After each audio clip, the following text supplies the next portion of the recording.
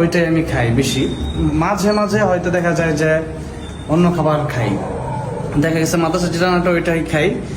তো আজকে ভাবছি যে খাবার টাবার আসছে মনে হয়, আজকে দেখি না। আলহামদুলিল্লাহ আমাদের মাদ্রাসার খাবার এত ভালো হয় যে শর্টও পড়ে না এরকম, আবার যে বাড়ে এরকমটাও হয় না, খাবারটা মোটামুটি পারফেক্ট হয়। তো আজকে এই ডিম ভাজা দিয়ে খাচ্ছি। মাদ্রাসা করার পর থেকে খাবার মাঝে মধ্যে দেখা গেছে অনেক রাত হয়ে যায়, আর আমি তো আমার তো বাসায় কেউ নাই যে রান্না করে দেবে। তো যাই হোক, যেন খুব দ্রুত হয়ে যায়।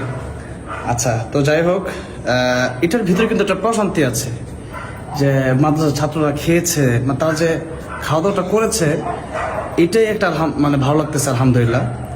এখন খাবার শেষ, এই যে ডিম ভাজি করে খাবো, কষ্ট নাই আলহামদুলিল্লাহ। ডিম ভাজি দিয়ে খাবো, এটা মনে করতে পারেন যে কষ্ট না, অনেক